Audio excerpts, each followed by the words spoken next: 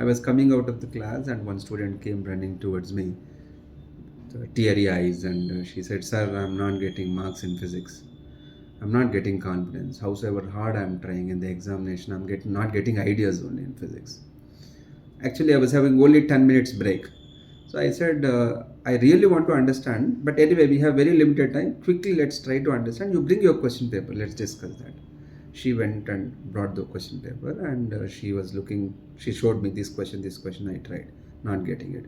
There was one question with long sentences, paragraph type, and there's a scary looking diagram, antenna, TV sets, and so many cables. Technical words were also used. And she showed one more question with a three-dimensional diagram, toroid. I understood that whenever she sees a complicated diagram, she gets scared. She was not even trying it, looking at the diagram, leaving it and going to the next question like that. Anyway, let's try to understand this one particular question, I thought, and I asked her, let's discuss. You tell me, read this question, you tell me what is that we need to find, what to find. She went through, in fact, first reading she couldn't find what to find. I asked her go through once again, find what to calculate here. Okay. She found, okay, sir, we need to calculate inductance. Okay, very good. Write down inductance. Now, next one is what is given, data, information. And again, she was telling radius was given, separation is given, current is given. Okay, wrote symbolically R equal to this much, I equal to this much, D equal to this much, symbolically codifying the data we have done. Okay. Any conditions, any constraint do you see? She didn't understand the wording. I was explaining. So they gave the wire. Should we take is that like infinite long wire approximation, or is it finite wire? So finite wire length is not given. And that also they said the separation is comparatively very small as compared with the length of the wire. So we can take it as infinite. So some conditions was mentioned. She was able to identify it. Okay, this is a condition. This is a condition. We got it.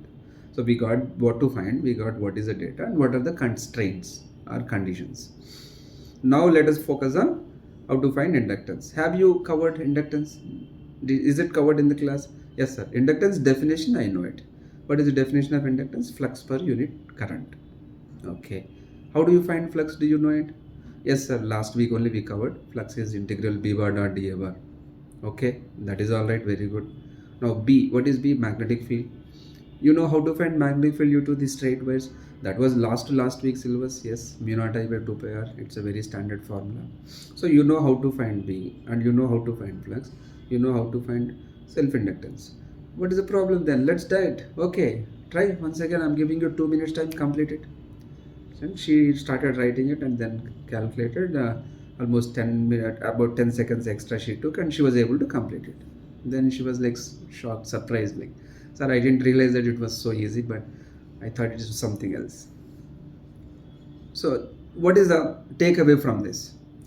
See, whatever may be the complication, howsoever complicated it may look, it may be really complicated also. When a question is given in the examination, please remember it is not $1 billion question which doesn't have a solution. It will have solution, and that solution will be within your syllabus only. Within your syllabus, when I say, it is within what is being taught in the class. Question may look unfamiliar, but the concepts that you need to apply are known to you. The entire toolbox is within your control. Period. You don't have to worry about it. So whenever you see a question, ask these three things. What to find? What is given? What are the constraints? What to find? What is given? What are the constraints?